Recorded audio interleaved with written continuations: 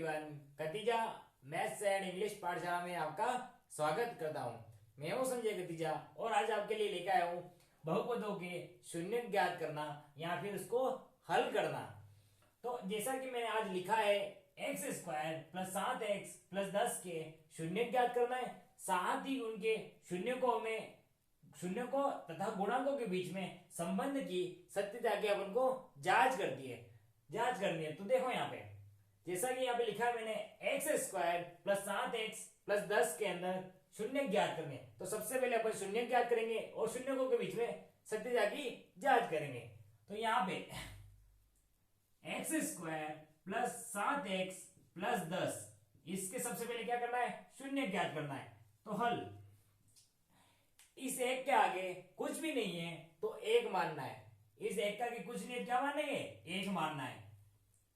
कुछ नहीं है इसके आगे एक मान के अब इस समीकरण को हल करेंगे, क्योंकि यहां पे इसका जो एक्स स्क्वायर का गुणांक है, एक्स स्क्वायर का गुणांक और इस 10 का गुणा करना है। एक्स स्क्वायर और 10 का गुणा किया, गुणा करने पर कितना आना चाहिए, 10।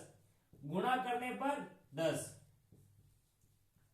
गुणा करने पर कितना लाना है, 10। तो 1 और 10 का गुणा किया कितना है, 10। और जोड़ने या घटाने पर, या तो जोड़ने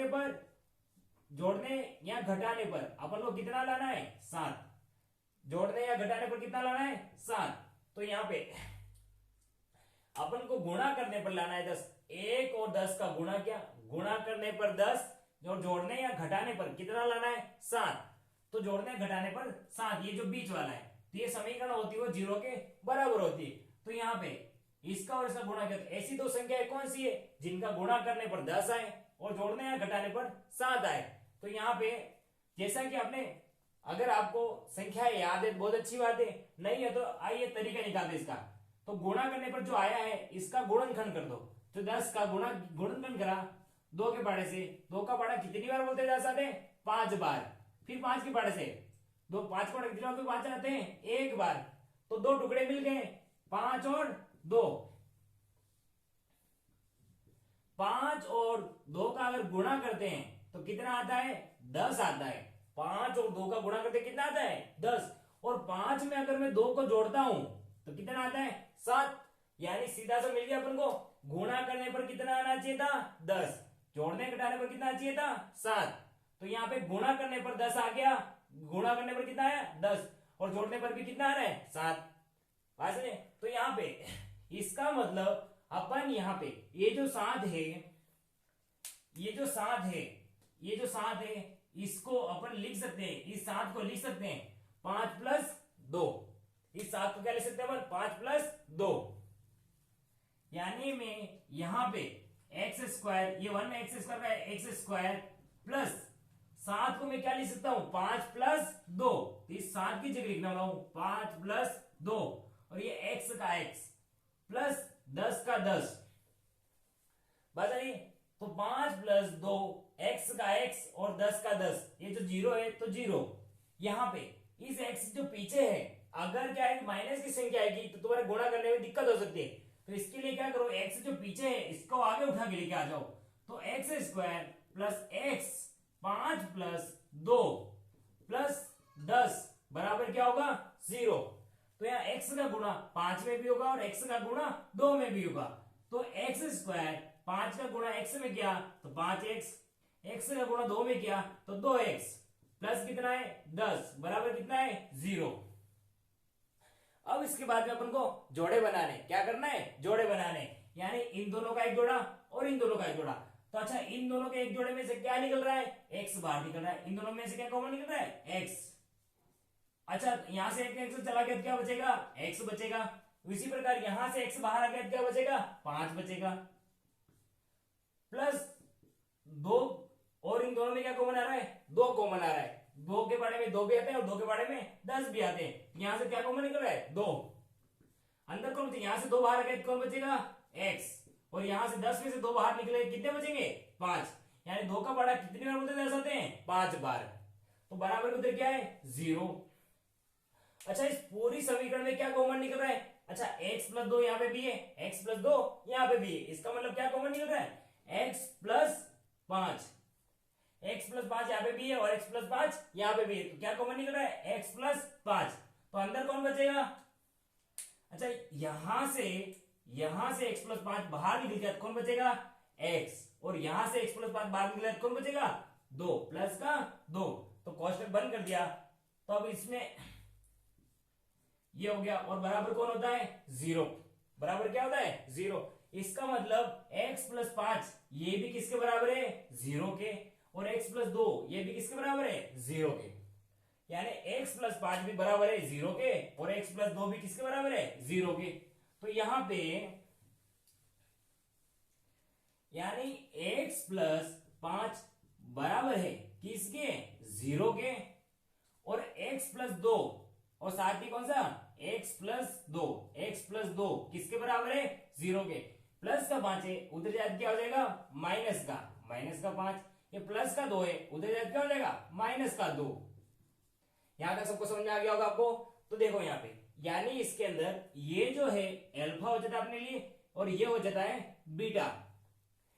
इसको माने अल्फा, इसको माने बीटा। तो दो होते हैं, शून्यकों का योग और शून्यकों का गुणा। तो ये द्विघात समीकरण का जो व्यापक रूप होता है, द्विघात समीकरण होती है वो होती है ax² plus bx plus c बराबर 0। अगर इस समीकरण की मैं इसके साथ तुलना करूं, इस समीकरण की इसके साथ में तुलना करूं, यानी x² के साथ में प्लस 7x प्लस 10 के साथ में तुलना करूं, तो यहां पे आप a b c के मान निकाल सकते हो। अच्छा, इसका भी कुछ नहीं क्या था? 1। तो यहां पे a बराबर कितना हो जाएगा? 1। b बराबर कितना हो जाएगा? 7। और c बराबर कितना हो जाएगा? 10। यानी a b c के मान कहां से आएंगे? इस समीकरण के साथ तुलना करेंगे तो a b c के मान आ जाएंगे आपको। इसी प्रकार यहाँ पे a b c के मान आ गए। अब क्या करना है? शून्यकों का योग और शून्यकों का गुणा करना है। तो उसके लिए एक बार मैं यहां तक आपको समझ में आ गया हो तो इसको एक बार मिटा देता हूं, फिर मैं इसके आगे और समझाता हूं आपको। तो यहां पे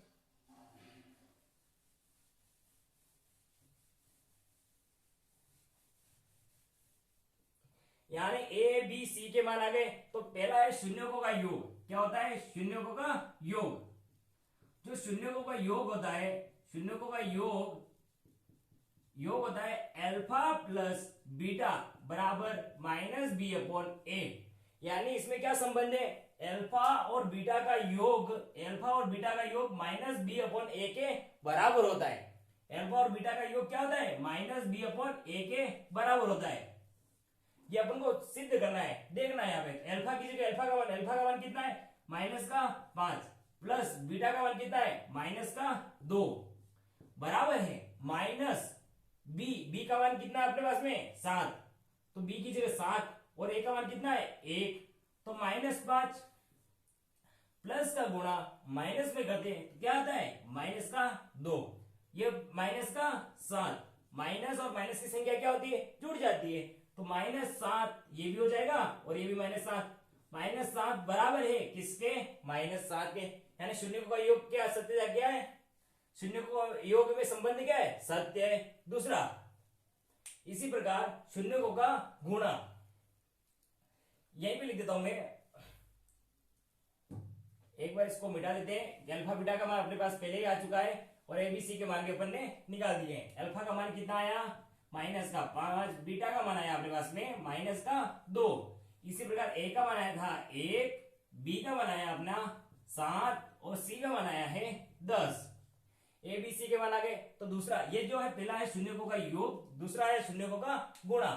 तो यहां पे दूसरा शून्यकों का गुणा, शून्यकों का गुणा,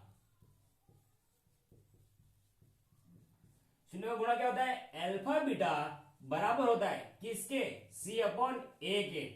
अल्फा और बीटा का गुणा किसके बराबर होता है? सी अपॉन ए के बराबर होता है। यानी अल्फा का मान कितना है अपने पास में? अल्फा की वैल्यू कितनी है? माइनस की 5 इंटू बीटा की वैल्यू कितनी है? माइनस का 2।